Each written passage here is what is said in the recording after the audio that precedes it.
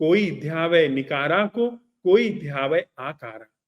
कबीर साहब कहते हैं कोई निरंकार का ध्यान करता है, वो मुसलमानों की तरफ तंज कस रहे हैं, और कोई ध्यावे आकारा, वो हिंदुओं की तरफ तंज कस रहे हैं। कि चाहे आप निराकार का ध्यान करते हो, वो निराकार का जो आपके अंदर आंकड़ा है वो आपकी बुद्धि से पैदा हुआ है। अगर कोई चीज सच में ही निराकार है, आपके आपके अंदर उसकी प्रतीति नहीं हो सकती। आपके अंदर प्रतीति हो रही है, आपके अंदर उसकी प्रतिभिज्ञा हो रही है, वो वस्तुतः आकार है। वैसा ही आकार है जैसे कोई व्यक्ति मूर्ति पूजा करता है, जैसे कोई व्यक्ति कोई एक काल्पनिक छवि को अपने अंदर समा करके रखता है, वैसा ही वो निराकार की छवि अपने भीतर रख सकता है। तो कबीर साहब उस पर बहुत सफाई से, बहुत निर्ममता से उस चीज को एक तरफ सरका रहे हैं कि कोई ध्यावे निकारा को, कोई ध्यावे आकारा, इनसे कोई समाधान नहीं मिलता, बल्कि ये आकार और निराकार नाम के जो दो रास्ते हैं, जो दो स्कूल ऑफ थॉट्स हैं, इनके द्वारा तो हम लोग लड़े हैं। यहाँ पर हम लोगों ने एक दूसरे की छाती में छुरे मारे, हमने उसके आधार पर उनके घर वालों के साथ निर्मम से निर्मम, बीभत्स से बीभत्स अत्याचार किए, क्योंकि हम निराकारवादी हैं, आप आकारवादी हैं। तो फिर बनता है, फिर तो आप आपके साथ कोई भी अन्याय किया है, क्योंकि जो सत्य है वो निराकार है, ऐसा मैं मानता हूं। मैं मानता हूं सत्य निराकार है, यह बात आकार है।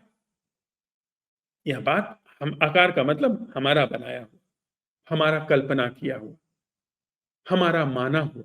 ये उतना ही माना हुआ है जितना कोई देवी देवता बरम इत्यादि मान करके चलता है, उतना ही माना हुआ है।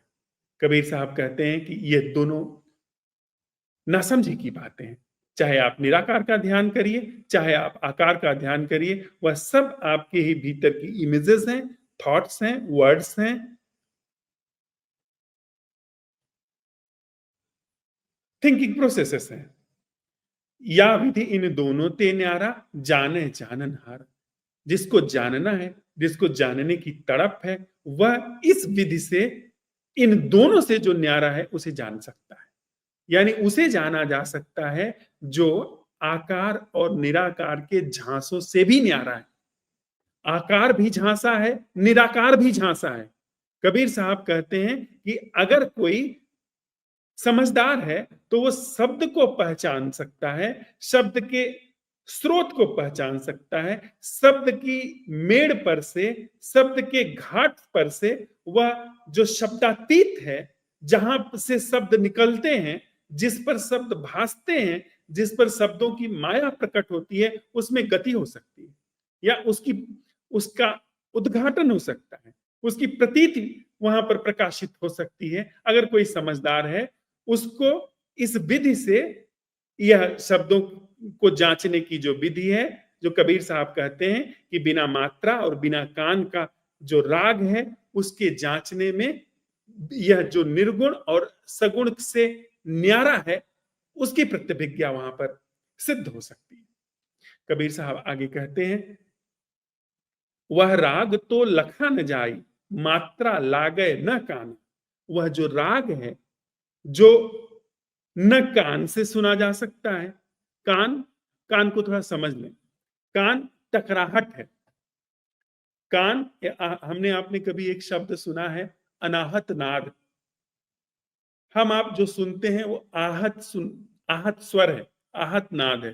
कानों के ईयर ड्रम पर जा करके कोई ध्वनि की तरंग जब टकराती है, तो हमें पता चलता है कि हम सुन रहे हैं। तो एक तरफ कान का ईयर ड्रम है, कान का पर्दा है, और दूसरी तरफ स्वर लहरियां हैं। उनके बीच में जब टक्कर होती है तो आहत, चोट, उससे हमको पता चलता है सुनाई दे रहा है। अनाहत नाद का मतलब होता है जिसमें चोट नहीं, जिसमें टक्कर नहीं है। यह संतों ने बहुत बड़ी एक कीमिया निकाल करके हम सबके सामने प्रस्तुत की है। उसका पता लगाओ जो जिसमें कोई सुनने वाला नहीं है, उस स्वर का पता लगाओ जिसमें कोई सुनने वाला नहीं, उस राग का पता लगाओ जिसमें मात्रा नहीं। अगर उसका पता लगाने जाओगे आप समाप्त हो जाओगे, क्योंकि आप शब्द हो। जब तक हम आप हैं तब तक मात्रा वाला राग रहेगा। जब तक हम आप हैं, आहत सुनाई पड़ना रहेगा।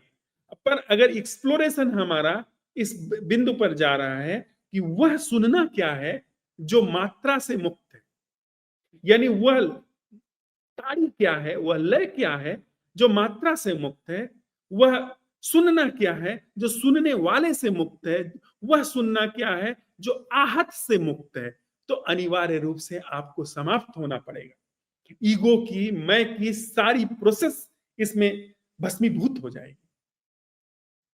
पर नासमझी यहां से पैदा होती है कि लोग कान में उंगली डाल करके अनाहत नाद सुनने की कोशिश करते हैं। तो वो जो सन सन सन सन की आवाज आती है, उसको हम समझते हैं कि वो अनाहत नाद है। वो सब बचकानी बातें हैं। यह एक कीमिया है, यह एक बस तरीका है, ये एक उपाय है।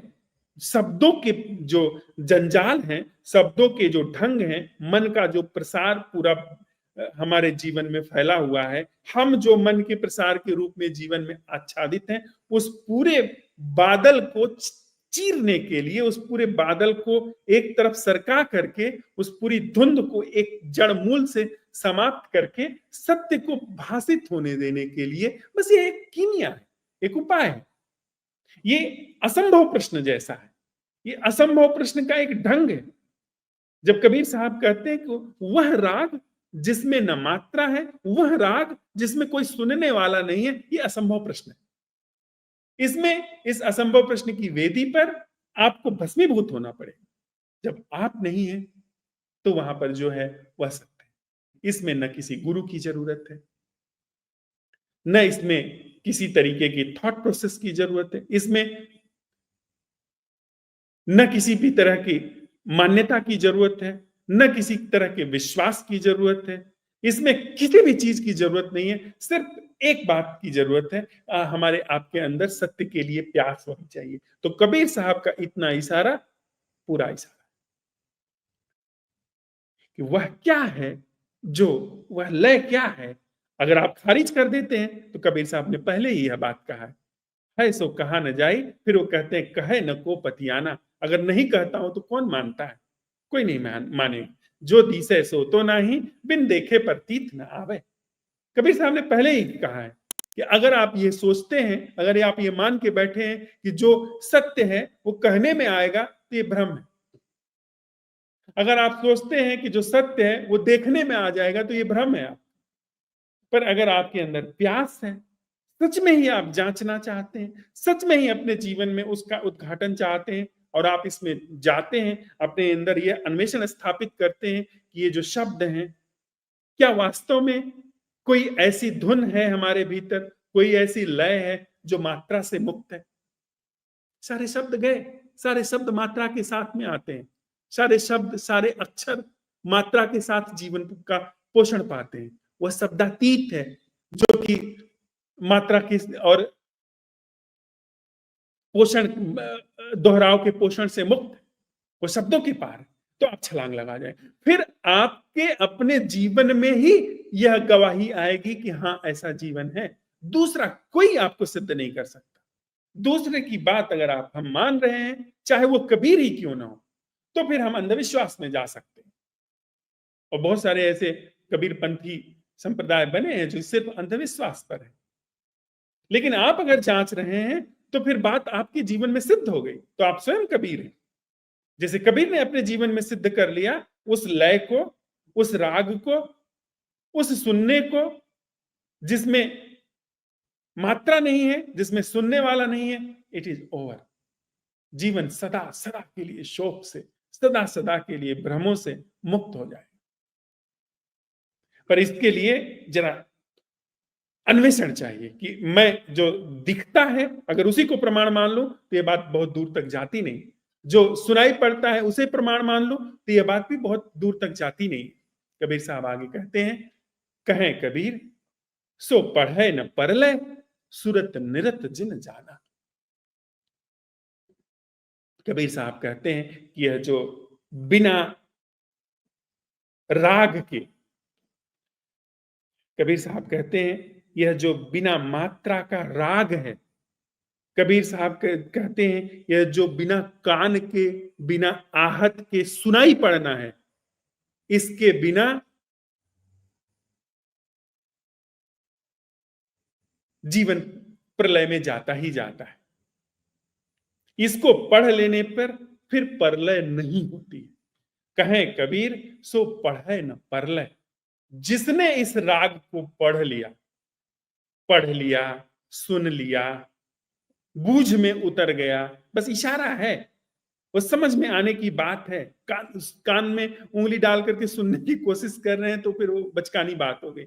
बस जो कहा नहीं जा सकता है शब्दों में, वो अगर पकड़ लिया, जो देखने में नहीं आता वो अगर दिख गया कबीर साहब के इस सुनने में, बात समाप्त होगी। इसको समझने के बाद फिर प्रलय नहीं होती। प्रलय का मतलब विनाश, अन्यथा सब कुछ काल के गाल में। कहने वाले कबीर साहब कहते हैं, जगत चबै ना काल का, कछु मुठी कछु गोद। झूठे सुख को सुख कहे, मानत है मनमोद। जगत चबैना काल का, कछु मुठी कछु गोद।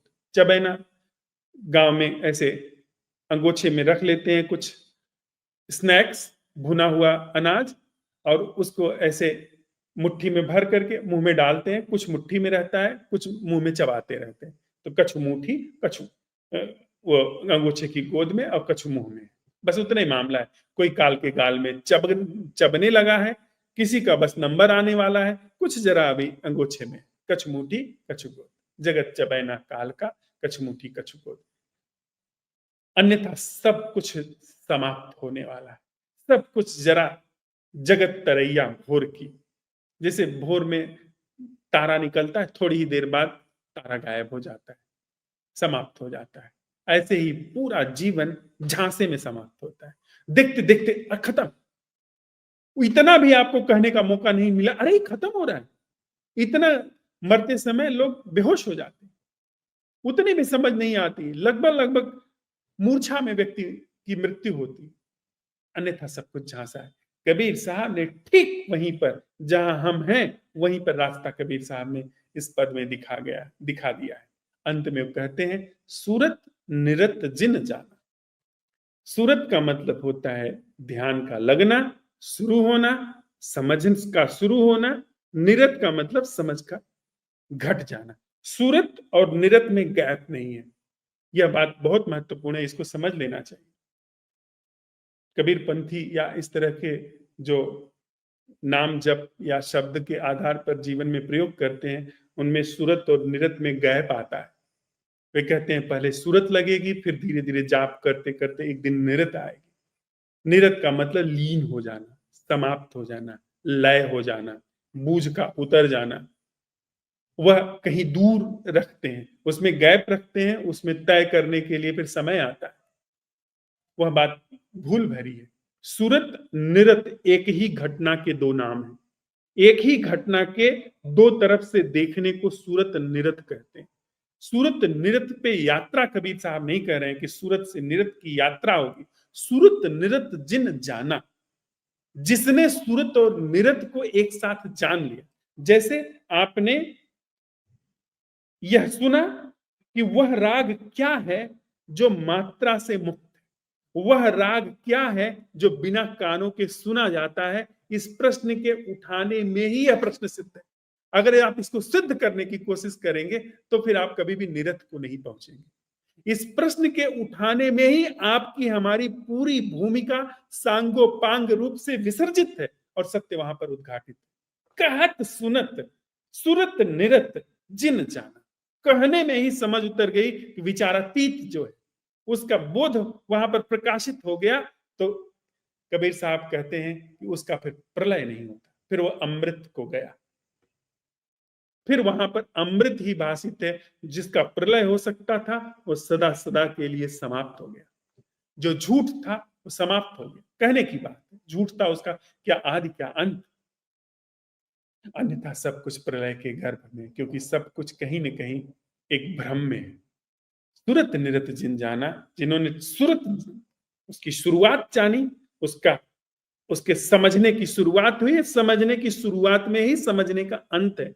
ऐसा नहीं है कि समझ समझ के एक दिन अंत में आप समझेंगे, समझने में ही समझ का अंत है। ऐसा हम जो समझते हैं कि एक दिन समझना शुरू किए हैं, धीरे धीरे धीरे धीरे मन को पूरा समझेंगे तब समाप्त होगा, तो फिर मन ले गया आपको। मन को समझना शुरू किया, इसकी पूरी संरचना देखी, उसी में मन कोलैप्स्ड। अगर आपके अंदर प्यास है, सच में ही आप समझना चाहते हैं, आप न अंधविश्वासी हैं, न ही आप ऐसा कह रहे हैं कि वैसा है ही नहीं, क्योंकि मुझे प्रमाण चाहिए देखने का और सुनने का, और नहीं मान ले रहे हैं, तो निश्चित रूप से जो कबीर साहब कह रहे हैं, कहें कबीर सो पढ़े न परलय, सुरत निरत जिन जाना। जिन्होंने सुरत निरत को जाना, उनकी फिर मृत्यु नहीं होती है, उनका फिर प्रलय नहीं होता है, उनका फिर आमूल विनाश नहीं होता है। अन्यथा हम सब विनाश में अनिवार्य रूप से डूबते हैं।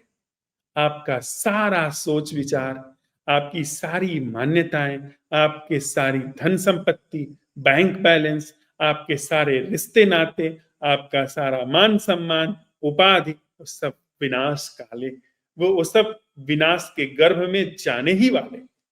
मृत्यु आती है, चली जाती है बस। और उसके पहले भी कितने सारे उतार चढ़ाव होते रहते हैं हमारे सबके रिश्तों में।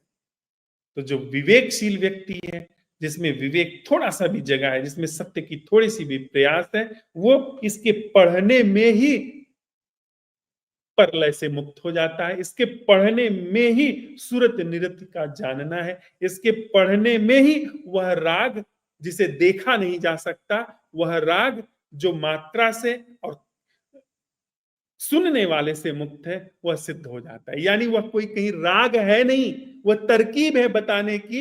इस पूरी जो संस्था है सोच विचार की, यह संस्था सोच विचार और मैं जीवन नहीं है, उसको पूरी तरीके से भस्मीभूत करने की एक कला है। आप राग मत सुनने चले जाइएगा,